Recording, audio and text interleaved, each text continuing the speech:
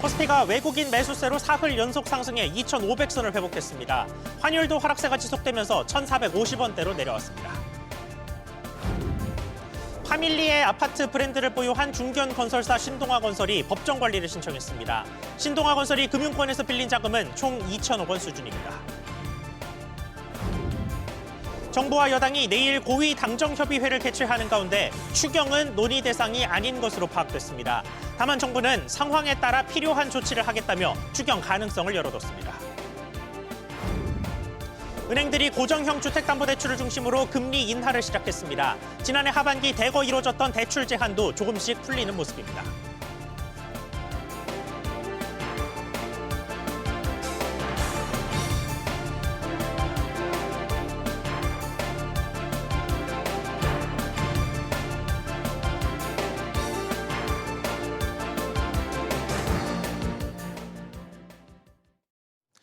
여러분 안녕하십니까? 뉴스 시작하겠습니다.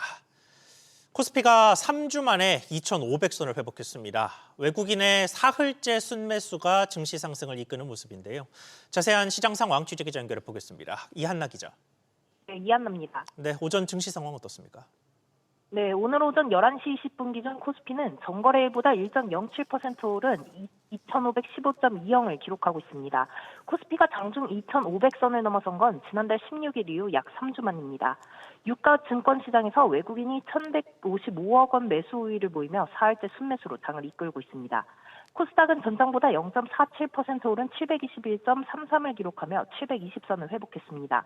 특히 장 초반 두 선수가 급등세를 보이고 있는데요. 하나오션은 장중 12% 넘게 오르면서 52주 신고가를 경신했고 삼성중공업과 HD 한국조선해양, HD 현대미포, HD 현대중공업도 강세를 이어가고 있는데요. 미국 도널드 트럼프 대통령 당선인이 해군함 건조에 동맹국을 활용할 수 있다는 발언을 한 영향으로 풀이됩니다. 네, 그리고 트럼프 당선인 관련 영향으로 환율도 하락 안정세를 보이고 있습니다. 네, 그렇습니다. 1,460원대 밑으로 떨어지면서 진정되는 모습입니다. 원달러 환율은 주간 거래 종가 기준 전날보다 7.7원 내린 1,454.5원에 거래되고 있습니다. 간밤 도널드 트럼프 대통령 당선인의 관세 공약 축소 보도에 하락세를 보이다 트럼프 당선인이 이를 부인하자 달러화가 크게 떨어진 영향에 낙폭을 줄였습니다. 워싱턴 포스트는 트럼프의 보좌진이 미국의 국가 경제 안보의 핵심적인 수입품만 포함하는 보편적 관세 계획을 검토하고 있다고 보도했지만 트럼프는 이를 부인했습니다. SBS 비즈 이한나입니다. 63빌딩을 지은 회사로 유명한 중견건설사 신동아건설이 법원에 법정 관리를 신청했습니다. 이게 한 회사로 그칠 사안이라면 경제 전반에 큰 문제가 되지 않겠지만 업계 전반을 덮친 불황을 다른 건설사라고 피할 수 있을지 우려가 커지는 모습입니다. 조슬기 기자. 네, 조슬기입니다. 네, 일단 신동아건설의 상황부터 전해주시죠. 네, 신동아건설은 어제 서울회생법원에 기업회생 절차 법정관리 개시 신청서를 제출했습니다.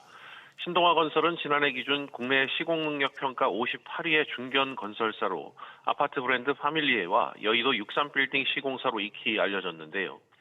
회사 측은 유동성 악화 여파로 지난달 말 만기가 도래한 60억 원짜리 어음을 막지 못해 법정 관리를 신청했다고 밝혔습니다. 업계에서도 이 수도권과 지방 사업장에서 대규모 위분양이 발생해 공사비를 제때 회수하지 못하면서 회사의 재무 상황이 크게 악화된 것으로 보고 있습니다. 실제로 이 회사의 지난해 말 부채 비율은 409.8%로 업계 적정 수준으로 평가되는 100에서 200%를 훌쩍 넘어선 것으로 나타났습니다. 신동아건설은 이로써 지난 2019년 11월 워크아웃에서 벗어난 지 5년여 만에 법정관리 절차를 다시 밟게 됐습니다. 네, 업계 전반으로는 공포감이 커지는 모습입니다. 맞습니다. 이 건설 경기 침체와 고금리 기조, 공사비 급등 등의 여파로 한계 상황에 내몰린 건설사들이 적지 않기 때문입니다. 부도가 난 건설업체가 4년 연속 증가하며 2019년 이후 최대 수준인 30곳에 달할 정도입니다. 가뜩이나 원자재와 인건비 상승으로 공사비가 고공행진하고 있고 미분양 증가와 부동산 프로젝트 파이낸싱 부실 여파 등이 겹치면서 사업 여건이 악화되고 있는 상황이기 때문입니다. 아무래도 자금력과 경쟁력이 약한 이 지방 건설사 입장에서는 부도 위험을 그만큼 더 크게 느낄 수밖에 없을 것으로 전망됩니다. SBS 비즈 조슬기입니다. 특히나 더 우려되는 것 중에 하나는 사업장의 부실이 결국 금융권을 덮쳤던 이른바 PF 사태의 기억입니다. 일단 이번 신동아건설 상황에서는 금융사들의 피해가 크지 않을 것으로 보이지만 역시나 문제는 심리입니다. 정동진 기자. 네, 정동진입니다. 네, 일단 금융권이 신동아건설에 내준 대출 규모가 총 얼마나 됩니까? 네, 금융감독원 전자공시에 따르면 지난 2023년 말 기준 수신 기능이 있는 은행권과 저축은행, 지역 농축협이 신동아건설에 내준 대출 잔액은 2,018억 원입니다. 금융당국 관계자는 지난해 기준으로도 비슷한 수준이라고 전했습니다. 구체적으로는 은행권이 1,171억 원, 저축은행 391억 원, 지역 농축협이 456억 원입니다. 일단 당장의 금융사들이 입을 피해는 크지 않을 것으로 보입니다. 하나은행과 수협, 산업은행이 내준 825억 원의 대출은 평택 고덕에 위치한 파밀리의 아파트 사업장 PF 대출인데요. 한국부동산원 청약홈에 따르면 1순위 가구 모집 기준 평균 3.36대 1의 양호한 경쟁률을 기록했습니다. 또 저축은행 업권의 대출액 중 92%는 담보와 같은 채권 보존 조치가 돼 있고요. 농축협의 대출도 담보가 붙어 있거나 아파트 중도금 대출에 해당돼 피해가 크지 않을 것으로 보입니다. 네, 이번 상황에 대해서 금융당국의 입장은 뭡니까? 네, 금융당국은 사업장의 규모가 크지 않고 회사채나 단기사채 등 시장성 차입도 없다며 우려할 수준이 아니라고 전했습니다. 다만 중견기업에 속하는 신동아건설이 기업회생을 신청했던 사실 자체가 건설업계의 유동성 우려로 확산될 경우 얘기는 달라지는데요. 경제주체의 공포심리를 자극할 경우 채권시장 등에서의 오버슈팅으로 이어질 수 있기 때문입니다. 이에 금융당국 관계자는 혹시나 문제가 발생한다면 시장 안정 프로그램 등으로 충분히 대응할 것이라고 밝혔습니다. SBS 비즈 정동진입니다. 대통령 수사 상황 짚어보겠습니다. 공수처가 윤석열 대통령 체포영장의 기한 연장을 위해 법원에 영장을 재청구했습니다. 공수처의 수사 전문성과 적극성이 모두 도마 위에 오른 가운데 야당은 압박 수위를 연일 높이는 모습입니다. 우형준 기자. 네, 우영준입니다. 네, 영장이 지금 발부됐습니까? 아직입니다. 하지만 한 차례 법원이 발부한 체포영장을 재청구하는 경우 상황이 크게 달라지지 않는 이상 그대로 발부될 가능성이 높을 것으로 공수처는 기대하고 있습니다. 앞서 시한 내 체포영장을 집행하지 못했기 때문에 이번에는 영장 유효 기간을 일주일보다 더 늘려 잡을 것이란 관측이 지배적입니다. 공수처는 바로 구속영장을 청구하는 방안보다는 체포영장에 일단 무게를 두고 있습니다. 어제 공수처가 경찰의 체포영장 집행을 갑자기 일임하겠다고 하면서 다소 혼선이 있었는데 결국 공수처와 경찰이 1차 체포영장 집행 때와 마찬가지로 공조하기로 정리가 됐습니다. 재청구한 영장이 발부되면 공수처와 경찰은 재집행 일정을 논의할 것으로 전망됩니다. 네, 지금 수사 상황과 관련해서 야당의 발언 수위는 더 세지는 모습입니다. 네, 더불어민주당은 공수처가 국민의 열렬한 응원과 기대에도 불구하고 일주일을 허비했다, 매우 실망스럽다 이렇게 밝혔습니다. 그러면서 체포영장이 재발부되면 윤 대통령을 반드시 체포하라며 법 집행을 방해하는 사람도 누구든 즉각 현행범으로 체포하라고 압박 수위를 높였습니다. 민주당은 이번 사태와 관련해 최상목 대통령 권한대행에 대한 비판도 연일 쏟아내고 있습니다. 최 대행에 대해선 무법천지를 만들고 유혈 사태를 방임했다며 직무유기 및 특수공무집행 방해, 방조 혐의 고발을 예고했습니다. 또 내란 진압을 위해 특검을 신속히 출범시켜야 한다며 내일 진행되는 국회 본회의 재표결에서 내란 특검법이 통과돼야 한다고 강조했습니다. SBS 비주 우영준입니다.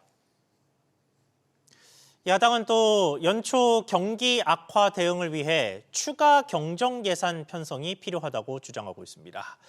이에 내일 정부와 국민의힘의 고위 당정협의회에서 논의가 이루어질 수도 있다는 관측이 제기되어 왔는데 여당이 추경 논의는 없다고 선을 그었습니다.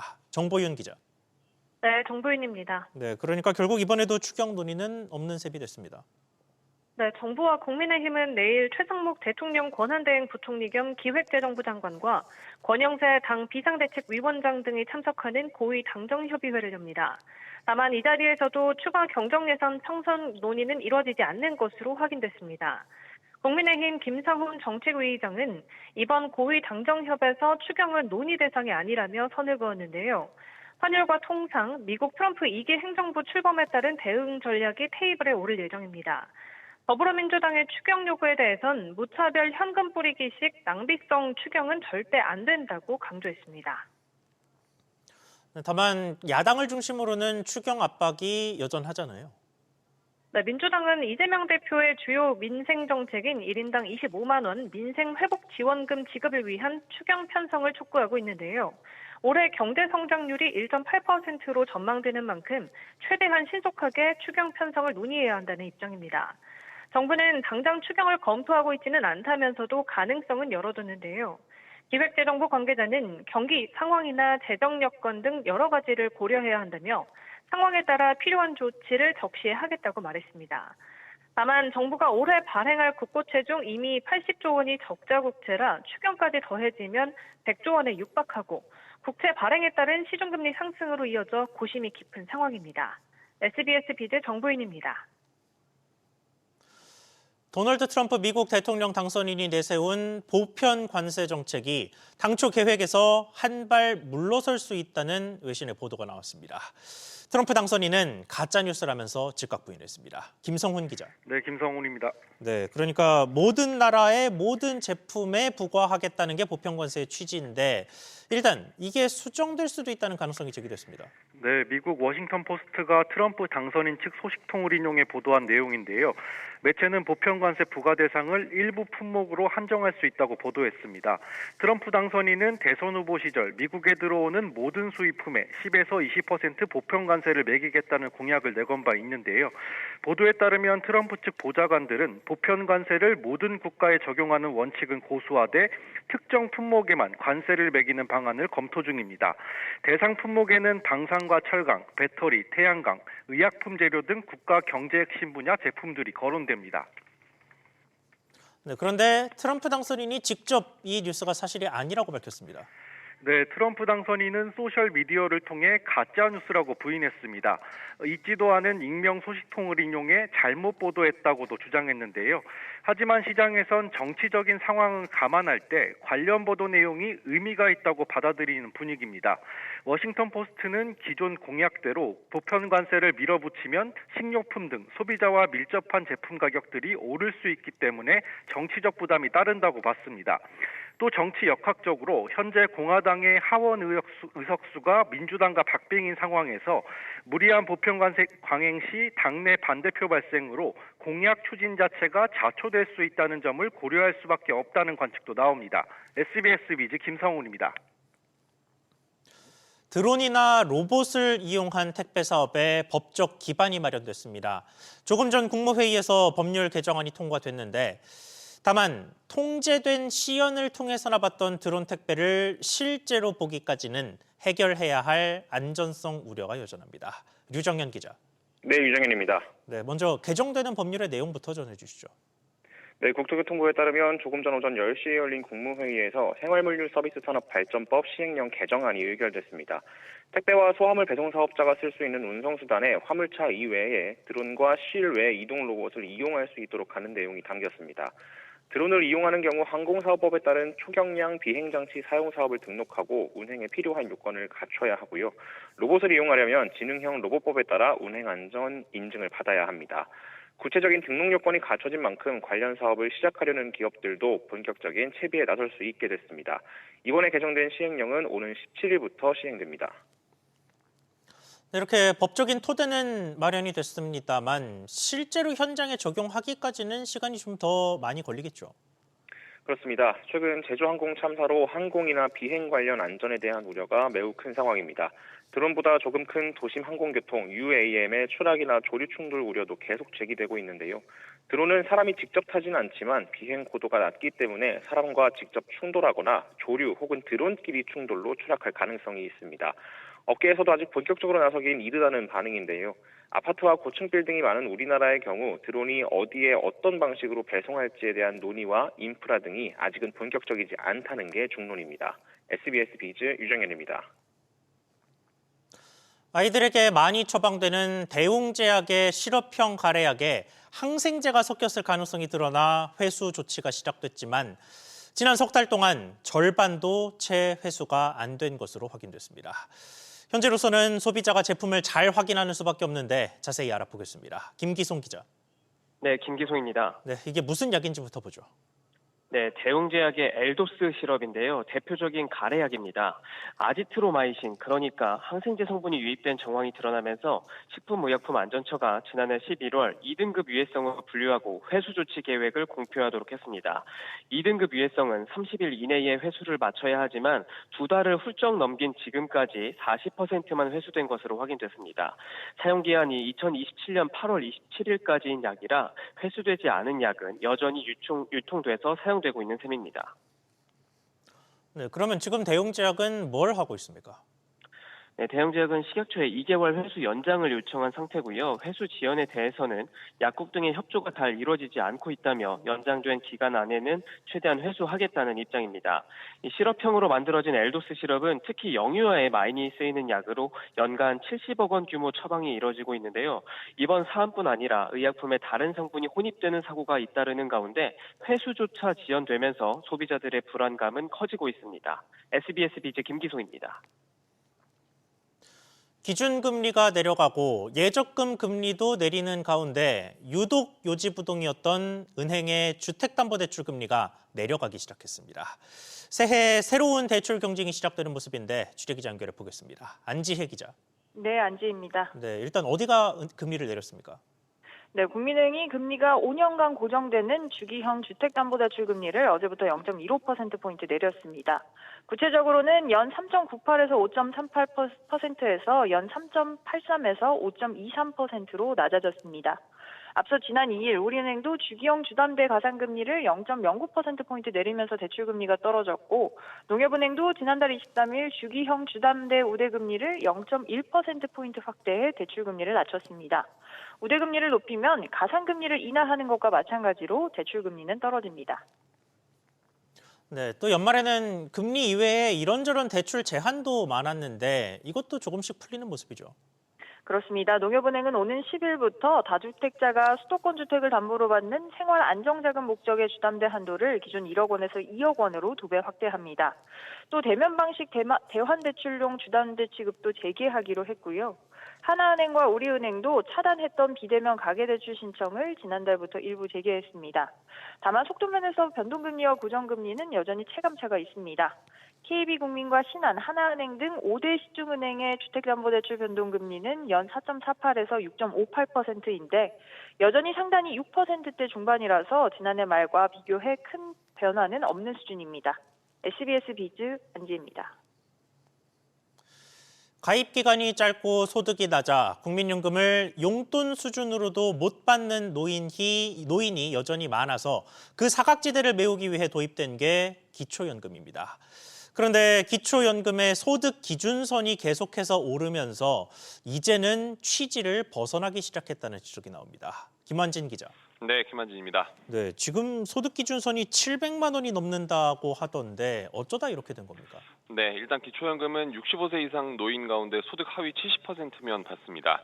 노인 가구의 근로, 연금, 기타 소득과 재산 등을 합한 금액이 선정 기준액보다 적으면 되는데요. 홀로 사는 노인이라면 한 달 소득 인정액이 2014년에는 87만 원을 넘지 않아야 기초연금을 받을 수 있었지만 2020년 148만 원, 그리고 올해는 228만 원을 넘지 않으면 받을 수 있습니다. 노인 부부 가구일 경우 한 달 소득 인정액이 364만 8천 원을 넘지 않으면 됩니다. 그러니까 이 금액만 안 넘으면 연금을 받을 수 있다. 이런 선정 기준액이 11년 사이에 2.6배가량 높아진 겁니다. 네, 그러니까 부부 기준으로 인정액이 300만 원대라고 하면 실제 소득은 더 많은 거잖아요. 그렇습니다. 소득 인정액은 최저임금과 연동한 112만 원 기본 공제, 그리고 추가 30% 공제가 적용되기 때문입니다. 근로소득만 있는 경우 혼자 사는 노인이면 올해 기초연금을 받을 수 있는 월 소득 인정액 228만 원의 실제 소득은 437만 원이란 얘기입니다. 또 맞벌이 노인 부부라면 소득 인정액이 364만 원인데 같이 계산하면 실제 소득은 745만 원가량 됩니다. 이렇다 보니 사실상 기초연금이 필요 없는 노인들까지 받는다는 지적이 나오는데요. 요즘 65세 이상 노인에 포함되는 이른바 베이비붐 세대는 이전 세대보다 노후 준비를 더 하는 만큼 기계적으로 소득 하위 70%를 끊었을 때 과거보다 마지노선이 높아지는 탓입니다. 따라서 기초연금을 받는 노인보다 소득이 적은 젊은 층이 내는 세금이 기초연금이 지원이 되는 게 적절하냐 이런 논란은 더 커질 전망입니다. SBS 비즈 김한진입니다. 이렇게 노인들에 대해서 국가 비용이 늘고 있다면 청년들에 대해서는 부모들의 비용이 늘어나는 모습입니다. 정부의 동결 요청에도 서울권 주요 대학들이 줄줄이 등록금 인상에 나서고 있습니다. 박규준 기자. 네, 박규준입니다. 네, 일단 인상 소식 있는 대학들부터 정리를 해보죠. 네, 올해 학부 등록금을 올리기로 확정한 곳은 서강대와 국민대입니다.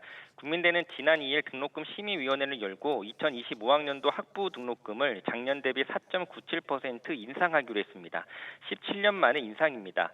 서강대도 지난달 26일 등록금 4.85% 인상을 의결했습니다. 연세대는 등록금 인상 여부를 두고 내부 의견 수렴에 착수했고 성균관대, 경희대도 등록금 상향 조정을 신중하게 검토하고 있습니다. 최근 국립대 총장들은 교육부에 공식 면담을 요청했는데 면담에서 등록금 인상 건의가 나올 것이란 전망입니다.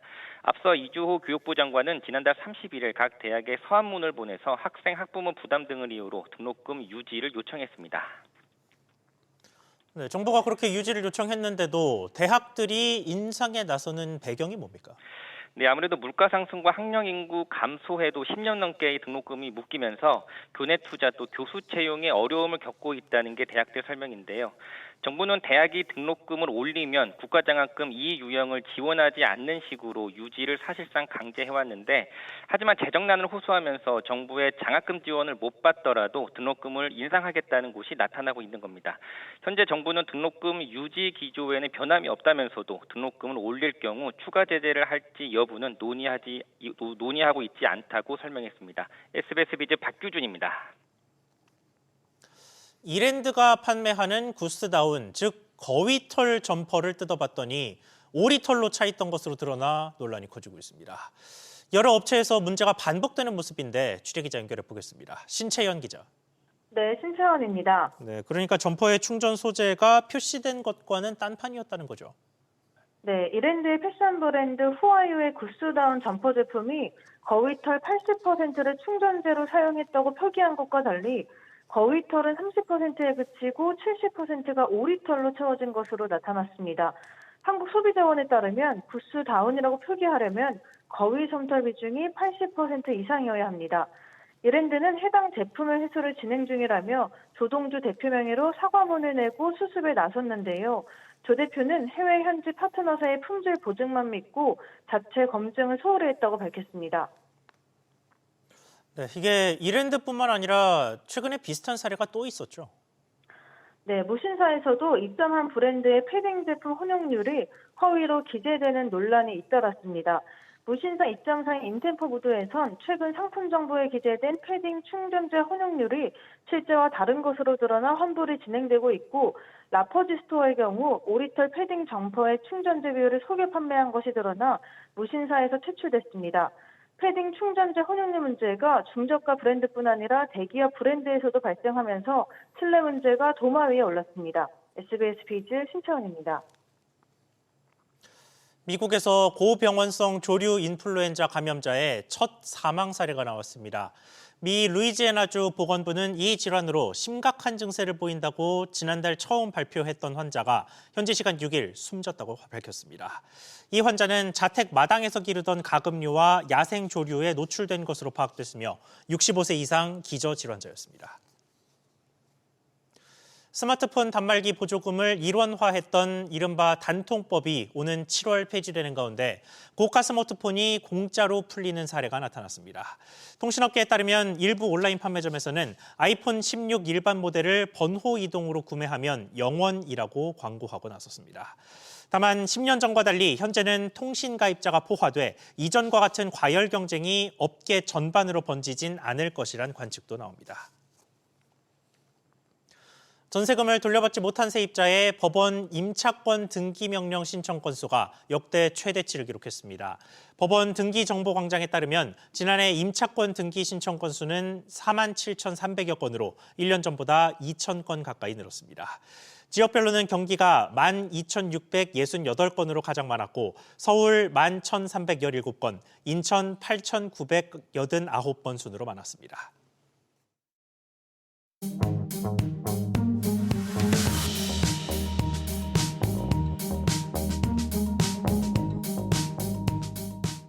안녕하세요. K웨더 공기질흥센터에서 전해드리는 대기 오염 예보입니다. 실시간 현황 보시면 전국적으로 공기질이 양호한 모습입니다. 서울시 공기질 역시 좋은데요. 미세먼지 워스트 지역에서도 보통 단계 보이고 있습니다. 오늘 전국 대부분 지역의 하늘은 맑지만 충청권과 전라, 제주에 눈이 오겠습니다. 모레까지 많은 눈이 내려 쌓이겠으니 시설물 관리에 주의하시기 바랍니다. 한편 추위가 다시 시작돼 오늘 낮 기온은 서울 1도, 전주 3도, 대구 4도에 그치겠고요. 공기질은 깨끗합니다. WHO와 환경부 기준으로 전국적으로 미세먼지 농도 좋음 단계를 보이겠고요. 계속해서 한 주간 전국 공기순환이 원활히 이루어지겠습니다. 대기 오염 예보였습니다.